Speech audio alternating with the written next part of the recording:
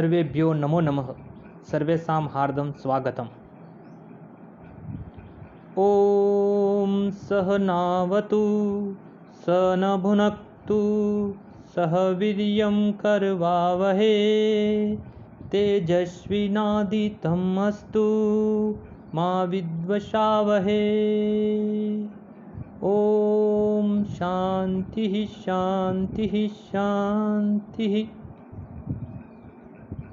BA तृतीय वर्ष संस्कृत के सभी विद्यार्थियों का संस्कृत की ऑनलाइन क्लास में हार्दिक स्वागत है। आज हम तृतीय वर्ष संस्कृत के प्रथम प्रश्न पत्र वैदिक व लौकिक काव्य एवं गद्य के पाठ्यक्रम के बारे में सामान्य जानकारी को प्राप्त करेंगे। तृतीय वर्ष संस्कृत का जो प्रथम प्रश्न पत्र है यह 100 अंकों में विभाजित है। इसकी प्रथम जो इकाई है वह है वैदिक काव्य, यानी वेद से संबंधित जो सूक्त है उनका अध्ययन हमें इस प्रथम इकाई के अंतर्गत करना है। इस प्रथम इकाई में वेद चयनम पुस्तक है, जो वेद चयनम के नाम से भी मिलती है, वैदिक सूक्तावली के नाम से भी मिलती है। उसमें जो संकलित जो सूक्त हैं, जो तृतीय वर्ष के लिए कुछ प्रमुख जो सूक्त हैं, उनका अध्ययन हमें इस प्रथम इकाई में करना है। प्रथम जो सूक्त है वो है विष्णु सूक्त, जो ऋग्वेद के प्रथम मंडल का 154वां सूक्त है। फिर दूसरा सूक्त है इंद्र सूक्त, जो भी ऋग्वेद के दूसरे मंडल का 12वां सूक्त है। फिर प्रजापति सूक्त, जो ऋग्वेद के 10वें मंडल का 121वां सूक्त है। इस प्रजापति सूक्त का कई नाम हिरण्यगर्भ भी मिलता है, वही सूक्त है ये।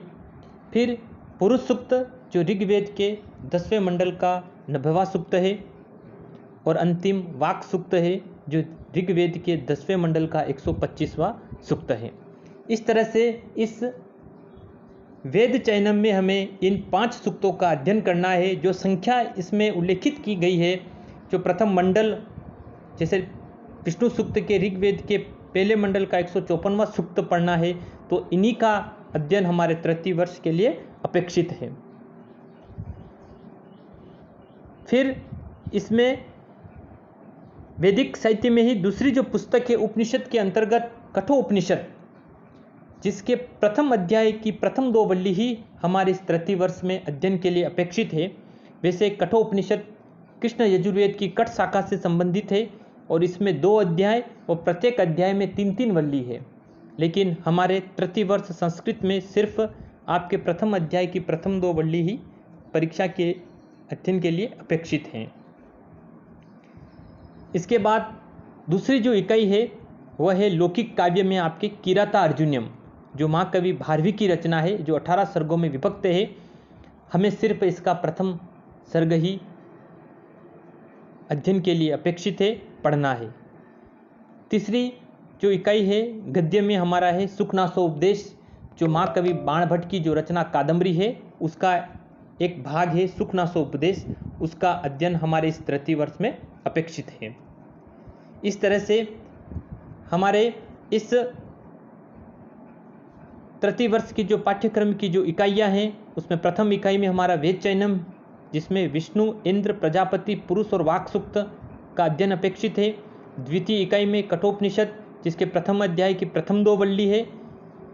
फिर तृतीय इकाई में किराता अर्जुनम के प्रथम सर्ग के श्लोक 1 से 25 तक परीक्षा के अंतर्गत पूछे जाएंगे।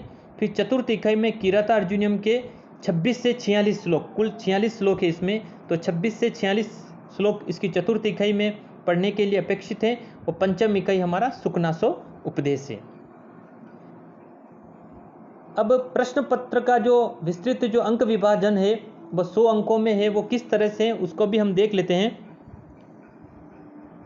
प्रथम खंड जो है वस्तुनिष्ठ भाग है इसका, जो 20 अंकों में विभाजित है। इस खंड के अंतर्गत विकल्प रहित वस्तुनिष्ठ कुल 10 प्रश्न पूछे जाते हैं।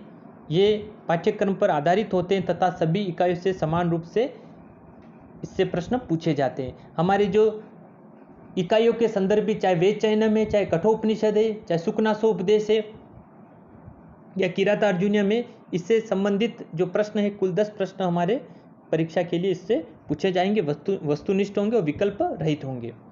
फिर प्रश्न पत्र का जो द्वितीय खंड है, जो व्याख्यात्मक भाग है, इस खंड के अंतर्गत कुल 5 प्रश्न व्याख्याएं आती है, जो 100% विकल्प के साथ पूछी जाती है। इनमें से प्रत्येक का उत्तर सप्रसंग व्याख्या सहित लगभग 250 शब्दों में देना होता है। प्रत्येक प्रश्न के लिए 10 अंक निर्धारित है। इनका पाठ्यक्रम अनुसार विभाजन इस तरह से है।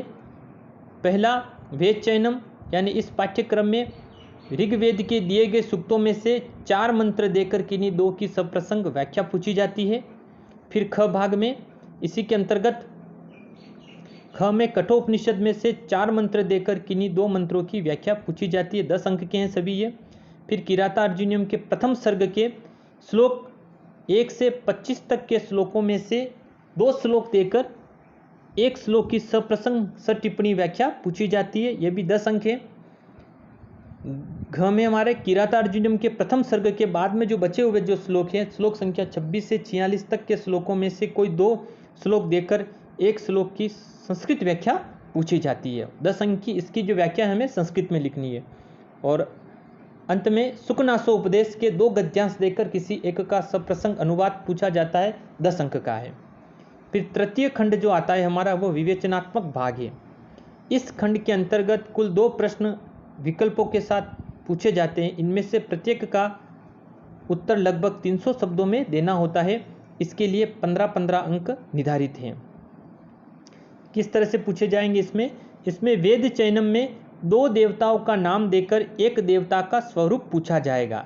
यानी जो भी देवता है, चाहे विष्णु देवता है, इंद्र देवता है, हमारे प्रजापति हैं या वाक देवी है, तो इनमें से किसी 2 देवताओं के नाम देकर एक देवता का पूरा स्वरूप हमें पूछा जाएगा। उस देवता के बारे में हमें सामान्य जानकारी पूछी जाती है। या इसमें अथवा में आता है, या फिर कठोपनिषद के विषय से संबंधित जो भी प्रश्न है, आत्म ज्ञान की प्राप्ति के संदर्भ में है, अग्नि विद्या के संदर्भ में, आत्मा के रहस्य के संदर्भ में है, तो उस नचिकेता और यम के संवाद के संदर्भ में जो भी अवधारणाएं हैं उनके बारे में, या चरित्र चित्रण आदि से संबंधित प्रश्न पूछे जाते। 15 अंक के चरित्र चित्रण में हमारे नचिकेता का भी पूछा जा सकता है, यम का भी पूछा जा सकता है, तो उस संदर्भ में पूछे जाते हैं। 15 अंक का है। फिर इसी का दूसरे भाग में जो 2 पुस्तक हैं, किरातार्जुनीयम और सुकनासो उपदेश की विषय वस्तु से संबंधित चरित्र चित्रणात्मक, समीक्षात्मक या दोनों की भाषा शैली, काव्यगत वैशिष्ट्य, गद्य सौंदर्य आदि पर 15 अंक का एक प्रश्न विकल्प सहित यह पूछा जाता है। इस तरह से हमारा जो प्रश्न पत्र है पूर्व की सत्रों के अनुसार यह 100 अंक में विभाजित है। और इसी तरह से इसका जो अंक विभाजन परीक्षा उपयोगी प्रश्न पत्र में आता है। तो इस तरह से हमने आज प्रथम प्रश्न पत्र जो वैदिक व लौकिक काव्य एवं गद्य है उसके सामान्य पाठ्यक्रम संबंधी जानकारी को हमने प्राप्त किया है। क्योंकि जब तक हमारे मस्तिष्क में किसी भी कक्षा या किसी भी प्रतियोगी परीक्षा की तैयारी का मानचित्र हमारे मस्तिष्क में विद्यमान नहीं होगा, तब तक हम उसके लक्ष्य को पहुंचने में सार्थक नहीं हो सकते हैं।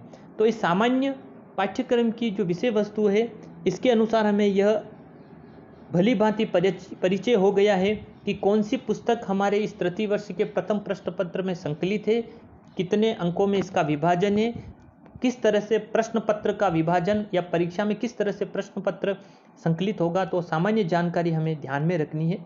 इससे आगे वाली क्लास में अब हम इस तृतीय वर्ष के प्रथम प्रश्न पत्र में हम आगे वाली क्लास में कठोपनिषद के बारे में सामान्य जानकारी को प्राप्त करेंगे।